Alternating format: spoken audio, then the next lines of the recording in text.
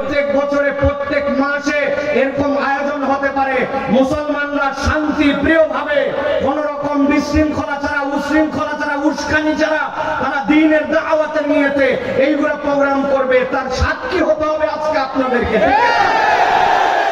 অতএব কোনো কথা নাই, কোন শব্দ করবেন না, রাস্তাঘাটে অযথায় ঘোরাফেরা করবেন না। আমি আসার সময় কিছু মা বোনদেরকে দেখলাম, এটা কোনো মেলা নয়, এটা একটা ইসলামী মাহফিল। আপনি ওয়াজ শোনার জন্য হয় মাঠে আসবেন নির্ধারিত জায়গায়, না হয় মহিলারা মাঠের মধ্যে থেকে আস্তে করে তার বাড়িতে চলে যাবেন। এটা কোনো মেলা করে হয় নাই, ঠিক না? সাবধান, সুন্দর আয়োজনকে সুন্দরভাবে পরিসমাপ্তির দিকে আমাদেরকে নিয়ে যেতে হবে। আল্লাহ রাব্বুল আলামিন আমাদেরকে এখানে এসে বসে আমাদের বুঝগুলাকে পরিবর্তন করার মতো এবং আমাদেরকে বুঝকে গ্রহণ করার মতো তৌফিক দান করেন। ছোট্ট সময় আমার নির্ধারিত প্রসঙ্গে অল্প কিছু কথা আপনাদের কাছে বলার জন্য চেষ্টা করব। আল্লাহ রাব্বুল আলামিন যেন এই কথাগুলি আমাদেরকে আমল করার তৌফিক দান করেন। প্রিয় ভাইয়েরা, আমরা আল্লাহ রাব্বুল আলামিনের প্রতি ঈমান এনেছি। আমরা এই ঈমান আনার ক্ষেত্রে যেই কালেমাটুকু পড়ি, আমরা যেই শাহাদাটুকু আমরা পাঠ করি, সেখানে আমরা একটা পাঠে বলি আশহাদু আল্লা ইলাহা ইল্লাল্লাহ, আর বলি ওয়া আশহাদু আন্না মুহাম্মাদান আবদুহু ওয়া রাসূলুহু।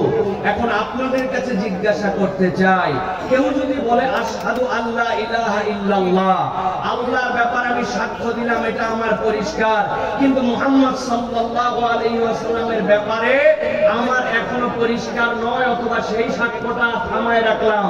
একসাথে জিজ্ঞাসা করতে চাই, আল্লাহর সাথে রাসূলুল্লাহর সাক্ষ্য যদি না দেওয়া হয়, রিসালাতের সাক্ষ্য যদি না দেওয়া হয়, এই ব্যক্তি কি ঈমানদার হতে পারবে? একসাথে বলতে হবে, পারবে? এখন দুইটা কথা এই জায়গায় আছে, ঠান্ডা মাথায় বোঝেন। আশহাদু আল্লা ইলাহা ইল্লাল্লাহ আর আমানতু বিল্লাহ, এই দুইটার মধ্যে মাঝে মাঝে আমরা গুলায় ফেলি। আশহাদু আল্লা ইলাহা ইল্লাল্লাহ, আই উইটনেস, আমি সাক্ষ্য দিচ্ছি আল্লাহ তিনি ছাড়া কোনো ইলাহা নাই, মুহাম্মদ সাল্লাল্লাহু আলাইহি ওয়াসাল্লাম তার একমাত্র রাসূল, তার শেষ রাসূল মুহাম্মদ সাল্লাল্লাহু আলাইহি ওয়াসাল্লাম তার আব্দ, এটা হচ্ছে আমার সাক্ষ্য। আর যখন বলি আমানতু বিল্লাহি ওয়া মালাইকাতিহি ওয়া কুতুবিহি ওয়া রুসুলিহি, এই আমানতু বিল্লাহ আর আশহাদু আল্লা ইলাহা ইল্লাল্লাহর মধ্যে পার্থক্য আছে। ওইটা সাক্ষ্য দিবেন, কিন্তু আমানতু বিল্লাহ মানে সাক্ষ্য নয়। আমানতু বিল্লাহ মানে ও আল্লাহ, আমার মাথায় ধরলেও ভালো, না বললেও ভালো, আমার বুঝে কাজ করলেও ভালো, আমার বুঝে কাজ না করলেও ভালো, যুক্তিতে প্রমাণিত হলেও ভালো, যুক্তিতে প্রমাণিত না হলেও ভালো, আল্লাহ আমি তোমাকে মেনে নিলাম। মেনে নেওয়ার নাম হচ্ছে ঈমান, মেনে নেওয়ার নাম হচ্ছে আমানতু বিল্লাহ। এবার আমি পড়বো, সাথে সাথে আপনারা সামনে ফরওয়ার্ড হবেন, দেখি আপনারা পারেন কিনা। বলেন তো, আমানতু বিল্লাহি, তারপরে কি, তারপরে কি, তারপরে কি, এই পর্যন্ত আপাতত রাখলাম। এখন আপনি বলছেন আমানতু বিল্লাহ, আল্লাহ আপনার প্রতি ঈমান আনলাম, ফেরেশতার প্রতি ঈমান আনলাম এবং মেনে নিলাম। এরপরে বলেছেন আল্লাহ আমি মালাইকাদের প্রতি ঈমান আনলাম এবং মেনে নিলাম। এরপরে বলেছেন আল্লাহ আমি তোমার আসমান থেকে অবতীর্ণ যত কিতাব আছে সব কিছু মেনে নিলাম। আমি আপনাদের কাছে জিজ্ঞাসা করতে চাই, আপনি যে আসমানি কিতাবের প্রতি ঈমান আনলেন, মেনে নিলেন, এইটা কি আংশিক না পুরোপুরি? বুঝে বলেন, কিন্তু আংশিক না পুরোপুরি? ধরেন কোন একটা ব্যক্তি কোরআনুল কারীমের 50% পর্যন্ত গবেষণা করে ঘোষণা দিছে সুবহানাল্লাযী আসরা বিআবদিহি লাইলাম মিনাল মাসজিদিল হারাম ইলাল মাসজিদিল আকসা, এর আগ পর্যন্ত আমার নো ডাউট কোনো আমার এই বিষয়ে বক্তব্য নাই, মন্তব্য নাই, আলহামদুলিল্লাহ এই বিষয়ে আমার ধ্যান ধারণা সব ক্লিয়ার, কিন্তু বাকিটা এখন আমি ক্লিয়ার করতে পারি নাই। সামনে চিন্তা ভাবনা করে সিদ্ধান্ত নিব। তাহলে 50% কোরআনের উপর ঈমান আনছে, এই জন্য সে হচ্ছে 50% মুসলমান, তাই 50%? হ্যাঁ, কত পার্সেন্ট? জোরে বলেন, কত পার্সেন্ট? আচ্ছা বাদ দিলাম, একটু কঠিন হয়ে গেছে আপনাদের জন্য। একজন লোক পুরো কোরআনুল কারীম পড়ালেখা করেছে, কিন্তু সূরা নাসের ব্যাপারে তার অল্প একটুখানি চিন্তা চেতনা গবেষণা বাকি আছে। সে চিন্তা করছে সূরা নাসের মধ্যে আল্লাহ বলছেন আল্লাযী ওয়াসওয়াসু ফী সুদুরিন নাস, নফসের মধ্যে কেমনে ওয়াসওয়াসা দেয়, এটা আমার মাথায় ক্লিয়ার না, পরে চিন্তা ভাবনা করে প্রমাণ করব। তবে কুল আউযু ক্লিয়ার, 99.99% কোরআনের উপর ঈমান আনছে, তাহলে সে হচ্ছে 99% মুসলমান। কত পার্সেন্ট? 0। ভালো করে বোঝেন। এখন যারা বলতেছেন 0% মুসলমান, আমি তাদের কাছে বলতে চাই, এই কিতাব, যেই কিতাবের ব্যাপারে আপনি বলতেছেন একটা শব্দ অস্বীকার করলে আপনার ঈমান থাকবে না, আপনার 0% মুসলমানিত্ব চলে আছে, তাহলে ওই কিতাবের ব্যাপারে আপনার আমার রাসূলের ব্যাপারে যে কথা বলা আছে, যে ধারণা দেওয়া আছে, সেটার ব্যাপারে যদি আপনার নিজের কোনো মন্তব্য থাকে, নিজের কোনো বক্তব্য থাকে, আপনার চেতনা থাকে, আপনার যুক্তি থাকে, তাহলে আপনি কত পার্সেন্ট মুসলমান? 0। ভালো করে বোঝেন। এই জন্য আমি মজা করে মাঝে মাঝে বলি, আলোচনার শুরুতেই আপনাদের কাছে বলে রাখি, এখান থেকে আমাদের বাঁচা লাগবে কিনা, বাঁচার উপায় বের করা লাগবে কিনা। আমি অনেক চিন্তা ভাবনা করে বাঁচার একটা উপায় বের করছি। আপনারা যদি শুনতে চান তাহলে বাঁচার উপায়টা বলে দিব। সবাই রাজি আছেন? তবে ফ্রি হবে না। যাওয়ার সময় যাদের সাথে আমাদের দেখা সাক্ষাৎ হবে, মিনিমাম 100 টাকা করে হাদিয়া না দিলে আমি ফিরি, এটা বলতে রাখি। আপনারা দিতে রাজি তো না? নাকি চিন্তা করছেন খুচরা নাই? আচ্ছা, দেখা যাবে। যদি বুদ্ধি পছন্দ হয় তাহলে দিয়েন, না বুদ্ধি পছন্দ হলে দিয়েন না। এখন থেকে আমরা এই কালেমাটা যখন বলবো, একটু বুদ্ধি করে এটা এখন থেকে বলে নিব। দেখেন আপনারা পঞ্চগড়ের মুসলমানরা এর সাথে এগ্রি হন কিনা। আমরা এখন থেকে বলবো আমানতু বিল্লাহি ওয়া মালাইকাতিহি ওয়া কিছু কিছু কুতুবিহি, অথবা বুদ্ধি করে বলবো আমানতু বিল্লাহি ওয়া মালাইকাতিহি ওয়া যদ্দুর বুঝি তদ্দুর কুতুবিহি। কবরে যাওয়ার পরে বলছে, নবীর ব্যাপারে তোমার মন্তব্য কি? আমি কোরআনুল কারীমের মধ্যে বলেছিলাম তিনি শেষ নবী, তারপরে আর কোন পয়গম্বর নাই। আমি বলেছিলাম তার নবুয়তকে সিলগালা করে দেওয়া হলো, দিনকে পূর্ণতা দেওয়া হলো। কিন্তু আপনি মাথা কাটায় বলছেন, না আল্লাহ, আমি পঞ্চগড়ে বলে আসছিলাম তদ্দুর বুঝি তদ্দুর কুতুবি, অথবা কিছু কিছু কুতুবি। বুঝে থাকলে বলেন তো, এই বুদ্ধি যদি কোনো বক্তা দেয়, ওই বক্তার এই বুদ্ধি নেওয়া যাবে? এই বুদ্ধি দিয়ে কি কবরে পার পাওয়া যাবে? অতএব প্রিয় ভাইরা, ঈমান আনলে পূর্ণ ঈমান আনতে হবে। কিতাবের ব্যাপারেও যেরকম ঈমান, রিসালাতের ব্যাপারেও ঠিক একই রকম ঈমান।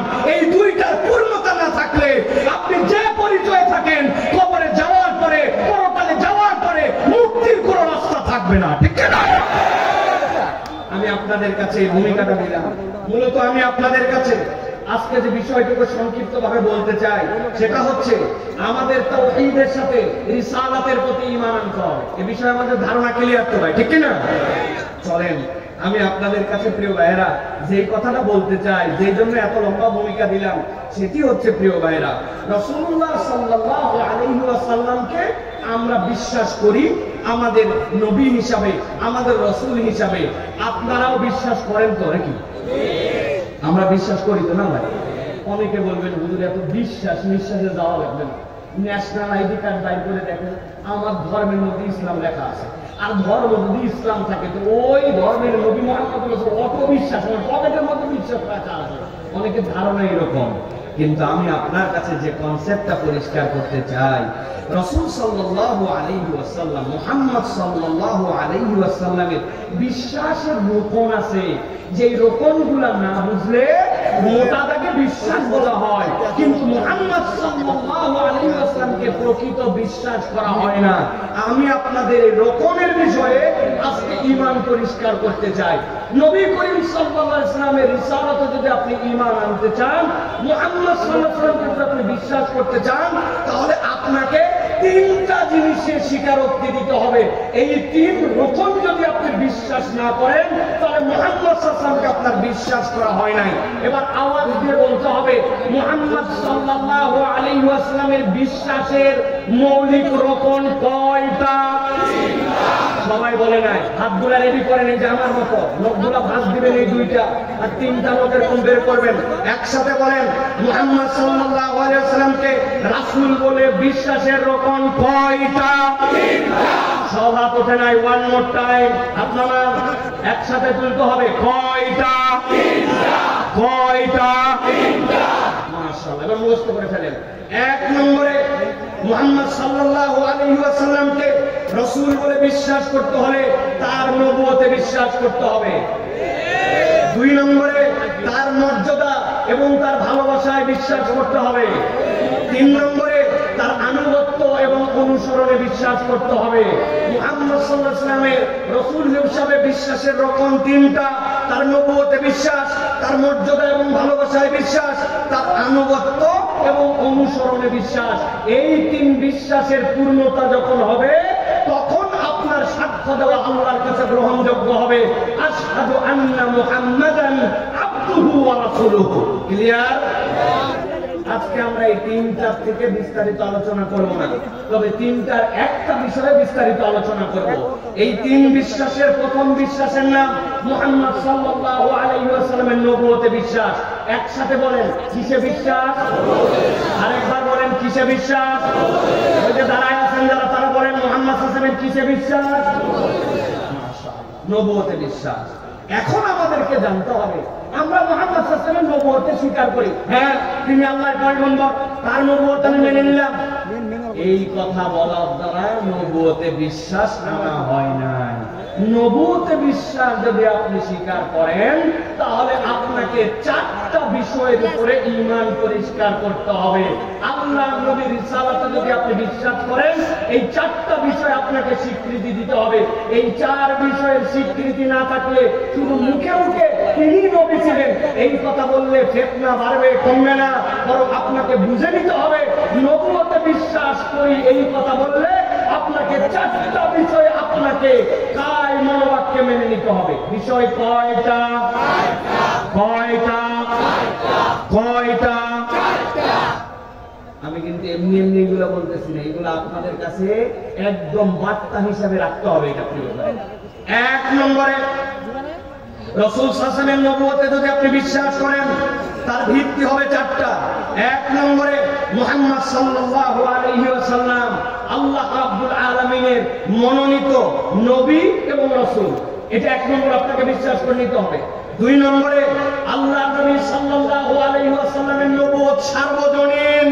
নবী করিম সাল্লাল্লাহু আলাইহি ওয়াসাল্লামের সময় থেকে কিয়ামত পর্যন্ত তার নবুয়ত সার্বজনীন। তার নবুয়তের পরে কারো নবুয়তের কোনো প্রয়োজন আছে, কেউ নবী হতে পারে এরকম চিন্তা করলেও আল্লাহর নবীকে নবুয়তকে বিশ্বাস করা হয় নাই। আল্লাহর নবীর নবুয়ত সার্বজনীন। 3 নম্বরে রাসূলুল্লাহ সাল্লাল্লাহু আলাইহি ওয়াসাল্লাম তার নবুয়তের দায়িত্ব পরিপূর্ণভাবে আদায় করেছেন, এটা আপনাকে বিশ্বাস করতে হবে। নবী করিম সাল্লাল্লাহু আলাইহি ওয়াসাল্লাম তার নবুয়তের দায়িত্বের কোন রকম কিছু ফাঁক রেখে যান নাই, নবুয়তের দায়িত্ব পূর্ণভাবে আদায় করেছেন। 4 নম্বর, তিনি যা কিছু শিক্ষা দিয়েছেন সবকিছুই সন্দেহাতীতভাবে নির্ভুল। সুবহানাল্লাহ বলেন। এই 4টা বিশ্বাসের নাম হচ্ছে রাসূল সাল্লাল্লাহু আলাইহি ওয়াসাল্লামের রিসালাতের বিশ্বাস।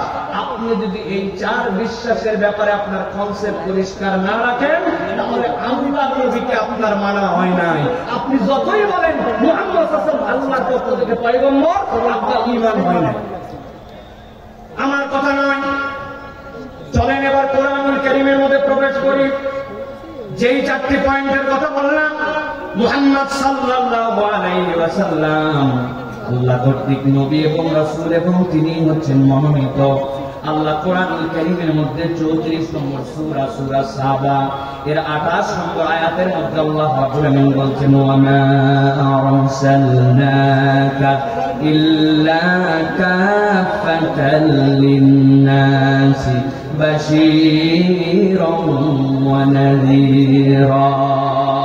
আল্লাহ বলছেন, আমার হাবিব আপনাকে এমনি এমনি প্রেরণ করা হয় না, আমি আল্লাহ আপনার ব্যাপারে ঘোষণা দিলাম পৃথিবীতে যতদিন পর্যন্ত মানুষ নামের এই জীবটুকু টিকে থাকবে কিয়ামতের আগ পর্যন্ত সকল মানুষের জন্য আল্লাহ আপনাকে নির্বাচিত করলেন, আল্লাহ রাব্বুল আমিন আপনাকে মনোনীত করলেন বাশীরান ওয়া নাযীরা। আপনি তাদের কাছে শুভ সংবাদদাতা এবং তাদের কাছে সতর্ককারী। আল্লাহ রাব্বুল আমিন বলছেন এই বিশ্বাস প্রত্যেক মানুষকে করতে হবে যদি আপনার প্রতি ঈমান আনে যে আল্লাহ রাব্বুল আমিন নবীকে সকল মানুষের জন্য নবুয়ত দান করেছে। আল্লাহ রাব্বুল আমিন এরপরে বলছেন সূরা আরাফ কোরআনের 7 নম্বর সূরা 158 নম্বর আয়াতের মধ্যে বলছেন, নবী আপনি জানাই দেন কুল ইয়া আইয়ুহান নাস ইন্নী রাসূলুল্লাহ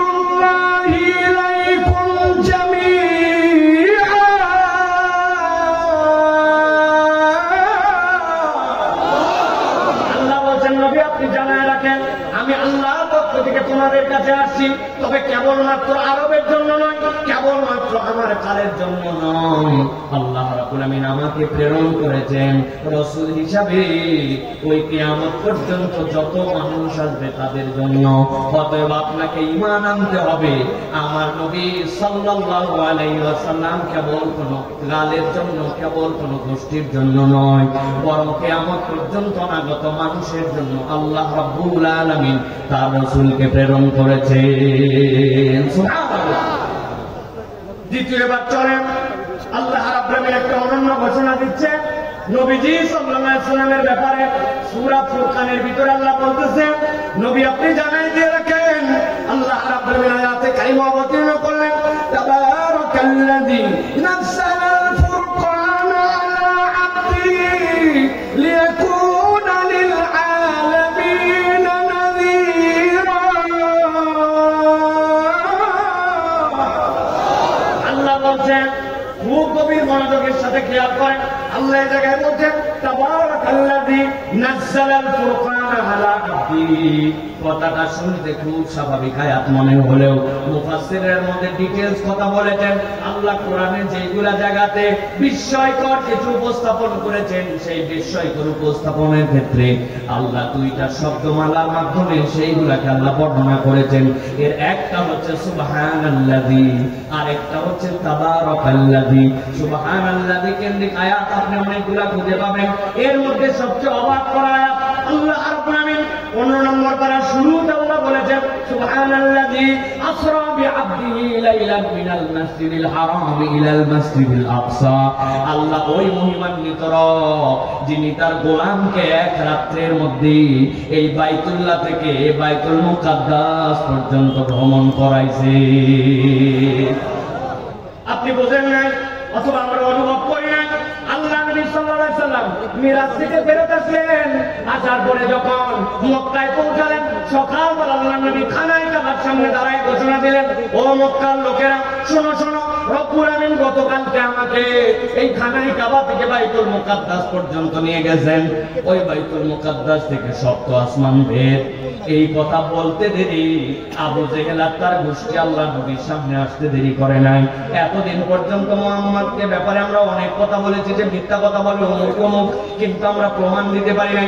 আজকে একটা আইটেম পাইছি, মুহাম্মদ কি বললে তুমি সাল্লাল্লাহু আলাইহি সাল্লাম? মুহাম্মদ সাল্লাল্লাহু আলাইহি সাল্লাম বলছেন গত রাতে আল্লাহ আমাকে এই খানায় কাবার চত্বর থেকে আমাকে বাইতুল মুকাদ্দাস সেখান থেকে আমাকে উর্দার কাছে নিয়ে গেছে বলে থামো।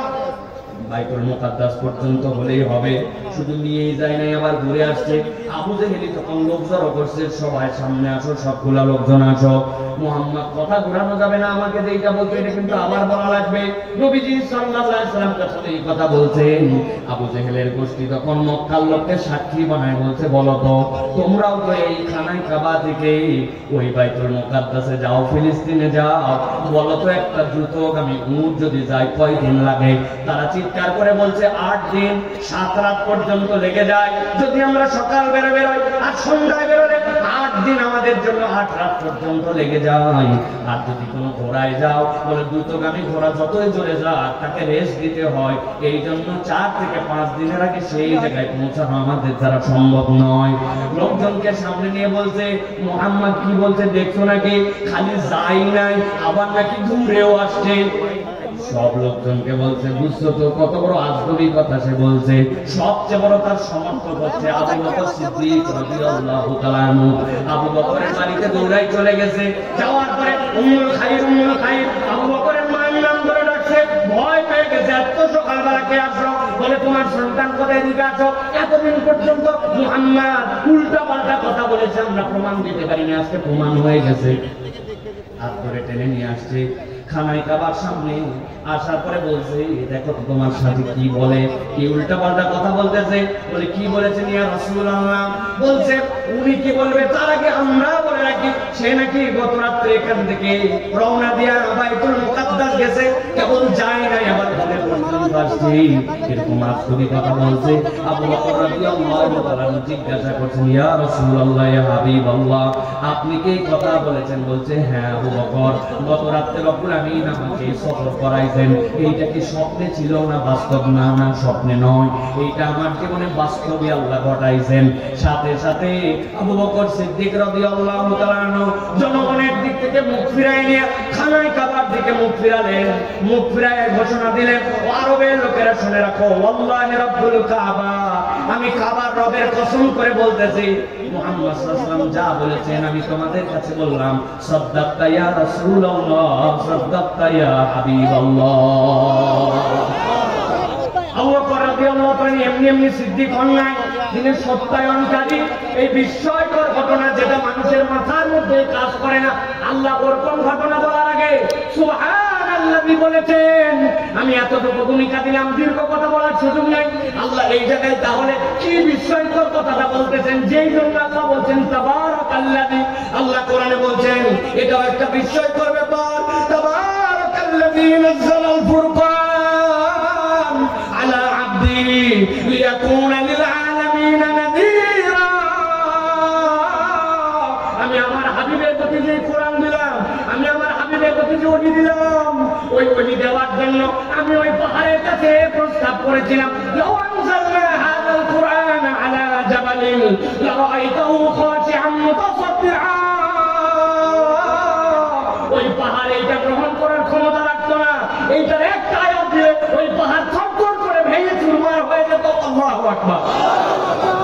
মুফাসসিররা ব্যাখ্যা করেছেন, আল্লাহ সৃষ্টির দিক থেকে সমুদ্র তো বিশাল, মরুভূমি তো বিশাল, কিন্তু আল্লাহ রাব্বুল আলামিন কেন বললেন কোরআন যদি পাহাড়ের উপরে আসতো পাহাড় চূর্ণ বিচূর্ণ হতো?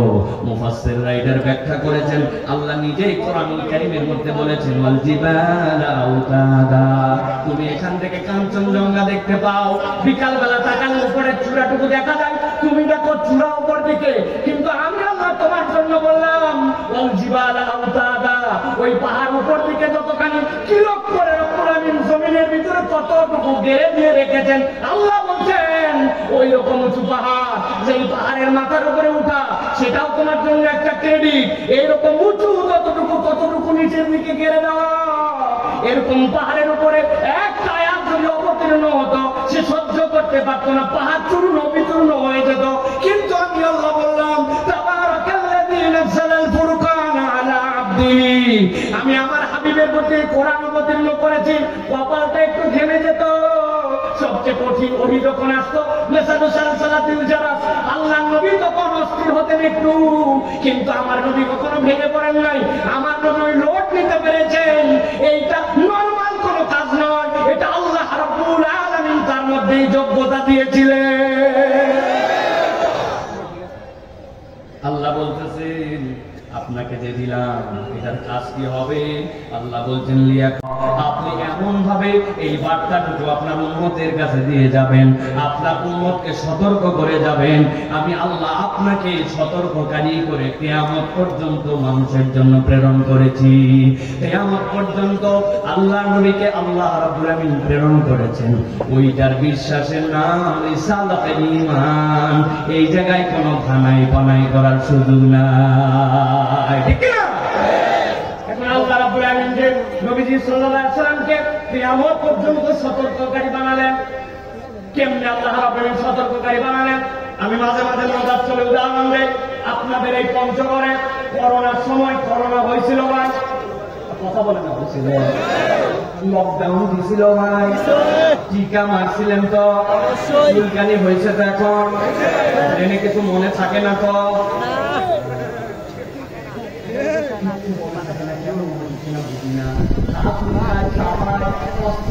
অশান্তি লাগে, অতটা এখানে যায়, অতটাই ঠান্ডা লাগে। টিকা বাবাদের আছে, ভালো করে বোঝেন। আল্লাহ রাব্বুল আলামিন ওই সময় যে বান্দাদেরকে বুদ্ধি দিলেন, তুমি করোনা হয়েছে, এখন করোনার থেকে বাঁচবে কেমনে?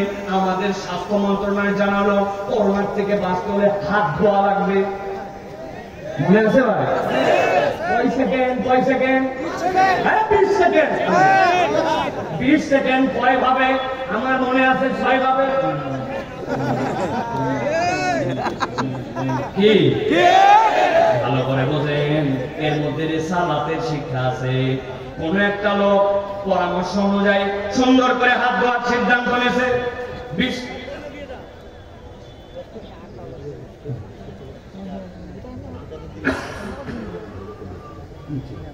আমাদের মা বোনেরা তাদের প্যান্ডেলে যাবেন, খবরদার রাস্তাঘাটে দাঁড়ায় থাকবেন না দয়া করে।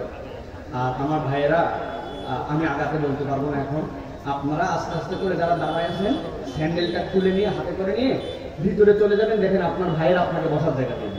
বাস এইটুকু পরামর্শ দিলাম, কথা বলেন না কেউ। যে আসবে তাকে আদর করে নিজের জায়গা সরাই জায়গা বের করে দিবে। দেখেন আপনি ঢোকেন ইনশাআল্লাহ। ভালো করে খেয়াল করেন তাহলে কি বলছিলাম। আপনি হাত ধোয়ার জন্য 6টা কৌশল নিলেন, 6 ভাবে হাত ধোয়া লাগবে, তাহলে আপনার করোনা থেকে আপনি বাঁচবেন। এরকম কথা শুনছেন না ভাই? পঞ্চগড়ের এক লোক হাত ধুইছে সুন্দর করে। হাতটা ধোয়ার পরে, জাতা ধোয়া না ধোয়ার পরে হঠাৎ করে তার কপালটা একটুখানি আবার চুলকানি উঠছে। কপালের মধ্যে একটুখানি হাত দিয়েছে। হাত দেওয়ার পরে মনে হচ্ছে কি রে, হাত ধোয়ার আগে তো কপালে হাত দিয়েছিলাম, এখন হাত ধোয়ার পরে আবার যে হাত দিলাম, তখন তো জীবাণু আবার আসছে, কি করা লাগবে? আবার হাত ধোয়া। আবার হাত ধুইছে। হাত ধোয়ার পরে হঠাৎ করে আবার এই জায়গায় একটু চুলকাইছে, কপালের চুলকাই নাকি রে। হাত ধোয়ার আগে তো এই জায়গাতেও হাত লাগতে পারে, তাহলে জীবাণু যদি এই জায়গায় থাকে তাইলে তো আবার আমি যে চুলকালাম, আমার জন্য তো আবার হাত ধোয়ার জন্য পরিশ্রম করা লাগবে, হাত ধোয়া লাগবে আবার, ঠিক কিনা? ওই লোক আবার হাত ধুবে। এখন এই যে অনেকক্ষণ পরে নিয়ত করছে ওই লোক, এতবার তো হাত ধোয়া যায় না, আমাকে বেঁচে থাকতে হবে। বাঙালি যদি একবার চিন্তা করে কোন জায়গা চুলকাবো না, তবে গোটা গা চুলকায়। এখন যতবার হাত দেয় আর চুলকায়, আর চুলকানোর পরে ধুতেই থাকো। এই জন্য অ্যাডভার্টাইজ বানাইছিল, তোর সাবান স্লো নাকি রে। আমি বুঝানোর জন্য বলছি প্রিয় ভাইরা, সংক্ষেপ কথা ভালো করে বোঝেন। আল্লাহ রাব্বুল আলামিন বললেন, তাবারাকাল্লাযী নাযালাল ফুরকানা আলা আবদিহি লিয়াকুনা লিল আলামিনা নাযীরা। আল্লাহ বলেন, দুনিয়ার মানুষ, আমি নবীর প্রতি এমন ভার দিলাম, এই ভারের মধ্যে এমন বার্তা ঢুকালাম, এমন ভাবে সতর্ক করলাম, তুমি যদি নবীর জীবন খুঁজে দেখো, আল্লাহ নবী তোমাদেরকে এমন ভাবে হুকুমগুলো জানাই দিয়ে গেছে, এর থেকে উত্তম সতর্ককারী আর কেউ হতে পারে না। আল্লাহু আকবার। হাত ধোয়ার আগে কবজি ধুয়ে নাও, কবজি ধোয়ার পরে মুখটা ধোও, মুখটা ধোয়ার সময় নাকের মধ্যে পানি দিয়ে নাকটা ধোও। মুখটাও ধুলে শুধু হবে না, এখান থেকে এই পর্যন্ত, এইখান থেকে এই পর্যন্ত কমসে কম একবার, আর নবীর সুন্নত মেনে অন্তত 3 বার। আপনার কবজি পর্যন্ত ধোয়ালো, দুনিয়া সবাই সব আপনাকে ধোয়ালো, কিন্তু কেউ আপনারে পা ধোয়ালো না। সারাদিন সব পরিষ্কার, পায়ের মধ্যে এলাকার থুতু, এলাকার পথ, এলাকার ময়লা সব নিয়ে আপনি বিছানার উপর উঠে গেলেন, ঘরের মধ্যে ঢুকে গেলেন, দুনিয়ার কেউ আপনাকে এই পূর্ণতা দিল না। আল্লাহ বললেন, নবী আপনার মাধ্যম দিয়ে আমি যে ওযু শিখালাম, কিয়ামত পর্যন্ত যত ধোক, এর থেকে সুন্দর ধোয়া আর হতে পারে না। আল্লাহ বলছেন, এই জন্য আপনাকে পয়গম্বর বানানো হয়েছে। আমি আল্লাহ এই বার্তাটা আপনার উপরে লোড ক্যাপাসিটিটা নেওয়ার মতো যোগ্যতাতে আপনাকে প্রেরণ করেছে। আল্লাহ এই জন্য বলছেন, লিয়াকুনা লিল আলামিনা নাযীরা। আপনাকে কিয়ামত পর্যন্ত মানুষের জন্য সতর্ককারী করে প্রেরণ করা হয়েছে। তাহলে আল্লাহ নবীর রিসালাতের জন্য আপনি যদি ঈমান আনতে চান, আপনাকে প্রথম ঈমান আনতে হবে আল্লাহ রাব্বুল আলামিন কর্তৃক নির্বাচিত আমার হাবিব, আর তিনি হচ্ছেন আল্লাহর রাসূল। এ বিষয়ে আমাদের কোনো সন্দেহ থাকলে আল্লাহর নবীর প্রতি ঈমান আনা হয় না, ঠিক কি না? এবার চলেন 2 নম্বর পয়েন্টে। আল্লাহ রাব্বুল আলামিন বলতেছেন, আমার হাবিবের প্রতি তুমি যদি ঈমান আনতে চাও, তাহলে ঈমানের 2 নম্বর বিষয় হচ্ছে রাসূলুল্লাহ সাল্লাল্লাহু আলাইহি ওয়াসাল্লামের মাধ্যমে নবুয়তের সমাপ্তি হয়ে গেছে। আল্লাহ নবীর পরে আর কোন নবী রাসূল নামে বেনামে আসবে না। বলতে আসবে। আল্লাহ রাব্বুল আলামিন বলেছেন মুহাম্মদ সাল্লাল্লাহু আলাইহি ওয়াসাল্লাম শেষ নবী, তার মাধ্যমে খতম করে দেওয়া হয়েছে, নবুয়তকে সমাপ্ত করা হয়েছে। এইটাও আপনার রিসালাতের প্রতিমান। আপনি বলেন মুহাম্মদ সাল্লাল্লাহু আলাইহি ওয়াসাল্লাম আল্লাহর নবী, কিন্তু আপনি শেষ নবী বিশ্বাস করেন না। আপনার ঈমান আনা হয় নাই। আপনাকে পুরা দুনিয়া মুসলমান বললেও আল্লাহর নবী সাল্লাল্লাহু আলাইহি ওয়াসাল্লামের হাদিস, আল্লাহর কোরআন অনুযায়ী আপনি মুসলমান না। আল্লাহ রাব্বুল আলামিন কোরআনুল কারীমের মধ্যে বলছেন মা কানা মুহাম্মাদুন আবা আহাদিন মির রিজালিকুম ওয়ালাকিন রাসূলুল্লাহ ওয়া খাতামান নাবিয়্যিন ওয়া কানা আল্লাহু বিকুল্লি শাইইন আলীমা।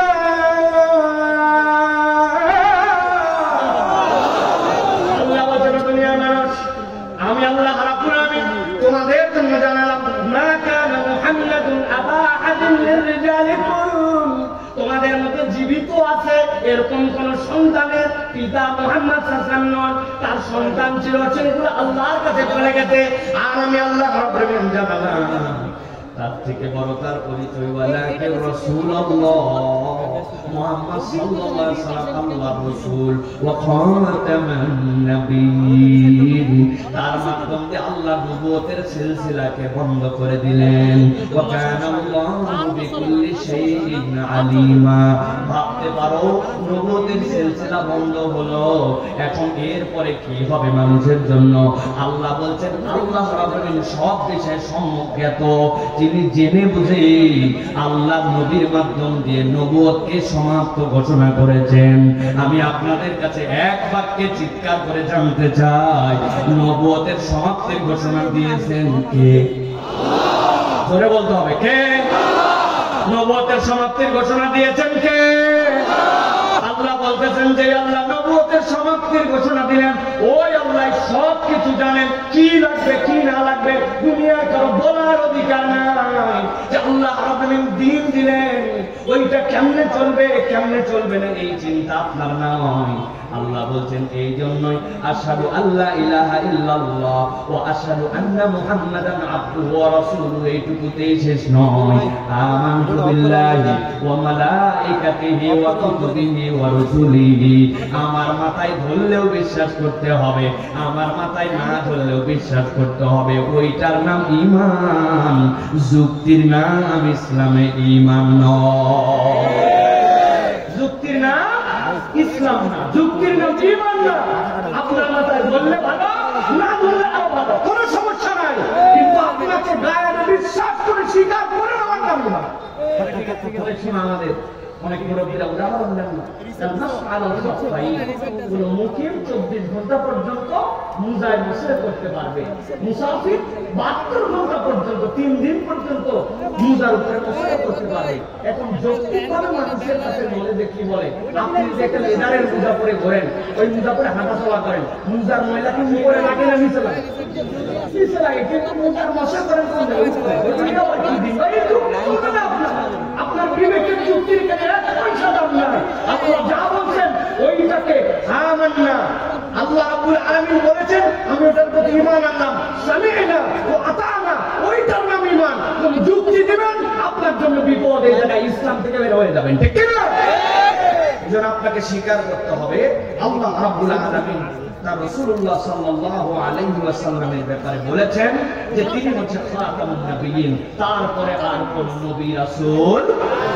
এখন আমাদের অনেক যারা অন্যান্য বিভিন্ন বিশ্বাসের ভাইয়েরা আছে, তাদেরকে নিয়ে অনেক ধরনের কথা আছে। আমি সহনশীল, সবচেয়ে সহনশীল একটা কথা বলতে চাই, সেটি হচ্ছে এই দেশে হিন্দুরা আছে না ভাই? এই দেশে খ্রিস্টানরা আছে না ভাই? এই দেশে বৌদ্ধরা আছে না? নানান ধর্মাবলম্বী মানুষ আছে না? আমাদের কি তাদের সাথে তাদের ধর্ম পালনে, তাদের কাজ, তাদের পূজা, তাদের উৎসব, এগুলাতে কোনো বাধা বিপত্তি, তাদেরকে আক্রমণ করা, তাদের সাথে হটকারিতে যাওয়া, এগুলা কি ইসলাম এলাও করে না? তারা তাদের ধর্ম পালন করবে, তারা তাদের যে সকল আচার আচরণ সেগুলো নির্বিঘ্নে পালন করবে। মুসলমানরা তো এটাতে বাধা দিবেই না, দিবে না, ওটাতে শরীকও হবে না। কিন্তু কেউ যদি তাদের এই উপাসনায় বাধা দিতে চায়, আর মুসলমান যদি জেনে ফেলে এইটা হচ্ছে একটা উস্কানি দেওয়ার জন্য, গন্ডগোল পাকানোর জন্য করছে, প্রয়োজনে মুসলমান সেই ইনফরমেশন পুলিশকে দিবে, যারা অথরিটি আছে তাদেরকে দিবে যে তাদের বিপক্ষে এই কাজ করতে যাচ্ছে, আপনারা তাদের উপাসনালয় রক্ষা করেন, তাদের এই সকল আচার আচরণে কেউ যেন হাঙ্গামা করতে না পারে এইটাকে রক্ষা করেন। এটা মুসলমানদের দায়িত্বের মধ্যে পড়ে, ঠিক কিনা? এটা বলার উদ্দেশ্য, আপনি আল্লাহ নবী সাল্লাল্লাহু আলাইহি ওয়াসাল্লামকে যদি শেষ নবী না মানেন, মুহাম্মদ সাল্লাল্লাহু আলাইহি ওয়াসাল্লামের পরে নবুয়ত আছে বলে বিশ্বাস করেন, কেউ এটা বিশ্বাস করলে করতেও পারে, এটা তাদের ব্যাপার। তারাও এই সমাজে থাকবে, তারা এই সমাজে বসবাস করবে, তারা তাদের ধর্মীয় আচার আচরণ পালন করবে। কিন্তু মুহাম্মদ সাল্লাল্লাহু আলাইহি ওয়াসাল্লামের পরে কোনো নবুয়ত আছে, তারপরে কেউ নবী রাসূল হতে পারে, এটা বিশ্বাস করার পরে আপনার পরিচয় নিয়ে থাকতে হবে, মুসলমান পরিচয় নিয়ে থাকা যাবে না।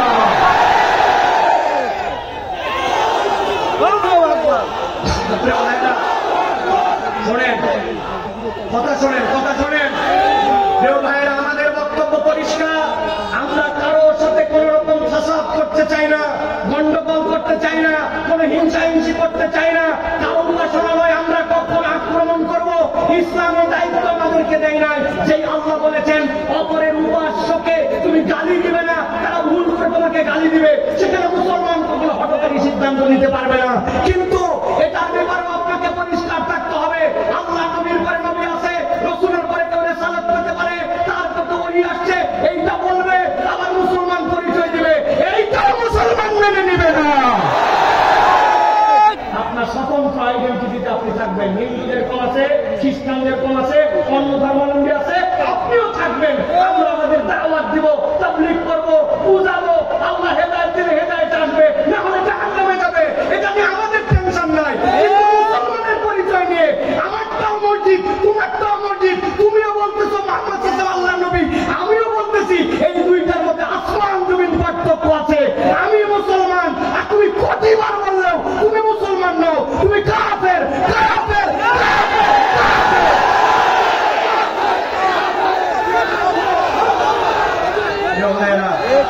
প্রিয় ভাইরা, এই বিষয়ে আপনাদের ঈমান পরিষ্কার করতে হবে।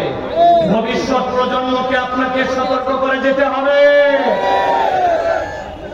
এটা ইসলামের বিপক্ষে, নব্য ফিতনা নয়, এটা প্রাচীন ফিতনা, কিন্তু এটাকে পেট্রোনাইজ করা হচ্ছে, এটাকে ইউজ করা হচ্ছে।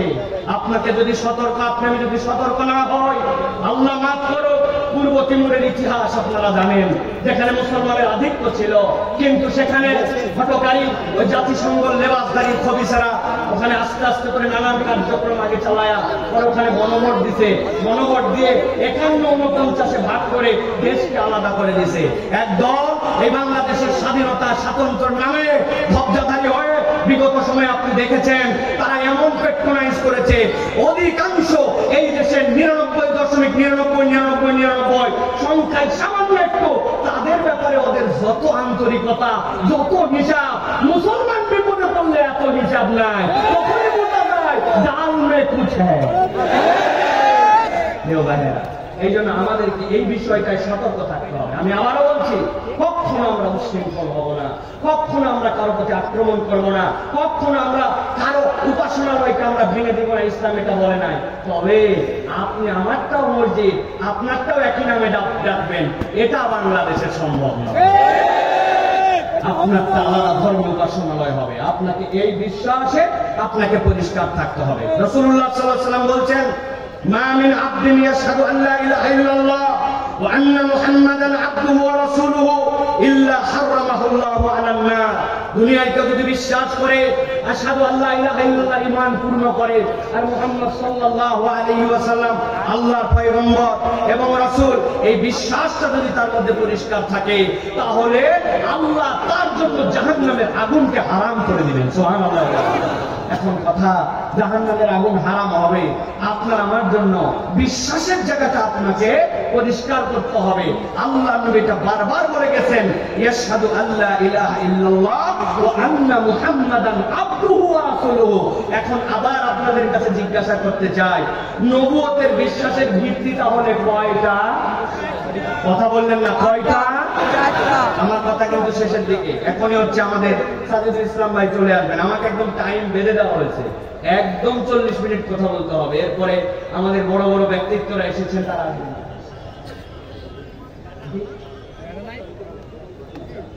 জি প্রিয় ভাইয়েরা, আল্লাহ রাব্বুল আলামিন আপনার আমার জন্য তাহলে এই কনসেপ্টটা ক্লিয়ার করালেন। এক নম্বরে মুহাম্মদ সাল্লাল্লাহু আলাইহি ওয়াসাল্লাম আল্লাহ কর্তৃক মনোনীত। দুই নম্বরে তার মাধ্যমে নবুয়তের সমাপ্তি আল্লাহ রাব্বুল আলামিন ঘটিয়েছেন। নবীর পরে আর কোন নবী আসবে না, এটার নাম ঈমান। আপনি বলতেছেন না উনিও নবী আমিও নবী, নাউযুবিল্লাহ মিন যালিক, তাহলে আপনার এই নবুয়তের স্বীকারোক্তি দেওয়া হয় না। এই বোঝের জায়গাটাই আমরা বিকৃত করে ফেলেছি, এই বোধের জায়গাটাই আমরা নষ্ট করে ফেলেছি। প্রিয় ভাইয়েরা, অনেক বুঝ দেয়, অনেক ধরনের। আমাদের একজন বিখ্যাত ব্যক্তিত্ব ছিলেন, যার উপরে আমি এমফিল করেছিলাম, মুন্সি মোহাম্মদ মেহেরুল্লাহ। তিনি এমন একজন দাঈ ছিলেন, এই ভারত উপমহাদেশে এই অঞ্চলে আল্লাহ এই বান্দাকে ওই সময় যদি না নিয়ে আসতেন, আর ফুরফুরা কাইমুজ্জামান রহমতুল্লাহি আলাইহি, হযরত আবু বকর সিদ্দিক রহমতুল্লাহ আলাইহির ছেলে আব্দুল হাই সিদ্দিক রহমতুল্লাহ আলাইহি, তারা তাদের অর্থনৈতিক বিভিন্ন ধরনের সহযোগিতা করেছিলেন। তার দাওয়াতের পথ যেটা ছিল সেটা ছিল এরকম ভাবে যুগ যুগ ফিতনা ছিল। ওই ফিতনার বিপক্ষে আল্লাহ কোন না কোন গোলামকে তার দাঁড় করাই দিয়েছিলেন। মাত্র 3% একটা কেবলমাত্র দর্জির দোকান ছিল। এই লোক আল্লাহ এমন বিপ্লব তার মাধ্যমে দিয়েছেন যে যুগের ফিতনাকে তিনি অতিক্রম করাতে পেরেছিলেন। তার এই সকল যুক্তি দিয়ে, যে যুক্তিগুলা তার ক্ষেত্রে অনন্যতা পেয়েছিল, যে তিনি মেথো যুক্তির উত্তরে কখনো তিনি কোরআন হাদিসকে ডাইরেক্ট ফিট করতেন না, মেথো যুক্তির উত্তরে তিনি মেথো যুক্তি দিতেন। দেখেন, তার একটা যুক্তি ছিল, একবার তার কাছে লোকজন আসছে, লোকজন আসার পরে তার কাছে খ্রিস্টান বিভিন্ন পণ্ডিতেরা এসে বলছে যে তোমাদের কোরআন কি বলে, যে ঈসা কি চলে গেছেন, মরে গেছেন, না বেঁচে আছে? বেঁচে আছে। কোথায়? আসমানে উঠে গেছে। ঠিক তো? ঠিক। বাহ। আর তোমাদের এই কোরআন দ্বারা কি বোঝা যায়? মুহাম্মদ সাল্লাল্লাহু আলাইহি ওয়াসাল্লাম বেঁচে আছেন না, উনি দুনিয়াবি হায়াত, যেটা আমাদের এই হায়াত, এই হায়াতকে শেষ করেছেন তিনি হায়াতুন নবী। কিন্তু তার আল্লাহ রাব্বুল আলামিন ইন্তেকালের মাধ্যমে নতুন হায়াত আল্লাহ রাব্বুল আলামিন যেভাবে রেখেছেন, এটা আল্লাহ রাব্বুল আলামিন রেখেছেন। যে তাকে দাফন করা হয়েছে, তো হ্যাঁ, তাহলে একজন পয়গম্বর, তোমাদের কোরআন, তোমাদের ইসলাম বলতেছে আসমানে, আরেকজন মাটিতে। এবার বুঝে থাকলে বলো, দাম কি উপরের বেশি না নিচের বেশি? মুসিবতের কথা এই বলছে। এই জন্যই তো আমি তোমাদের কাছে ঈসা ইসলামের দাওয়াত দিচ্ছি, মিয়া তোমরা গ্রহণ করো এই ইসলাম, ওইটাই ইসলাম, মূল ইসলাম। একজন চলে গেছে নিচে, আরেকজন তোমরাই বলছো উপরে। ওরা কিন্তু এটা বিশ্বাস করে না, ওরা বলে জিসাস ক্রুসিফাইড, কিন্তু ইসলামকে ঘায়েল করার জন্য ইসলামকে যুক্তি দিছে। প্রিয় ভাইয়েরা, মুন্সি মোহাম্মদ মেহেরুল্লাহ বললেন আজকে তো এই উত্তর দিব না, আমার দরাটা নাই, আগামী 2রা কার্তিক প্রোগ্রাম আছে যশোরে, এই প্রোগ্রামে সবাই আসবে, সেইখানে উত্তর দেওয়া হবে। ওনার উদ্দেশ্য ছিল আমি এই দাওয়াতের এই উত্তরটুকু দিলে এখানে 10 জনের মধ্যে হবে, কিন্তু ওনার মাহফিলে হাজার হাজার মানুষ হতো। এই উত্তরটা আমি এমন জায়গায় দিতে চাই, দিনের এই দাওয়াতটা যেন সব জায়গায় ছড়ায় যায়।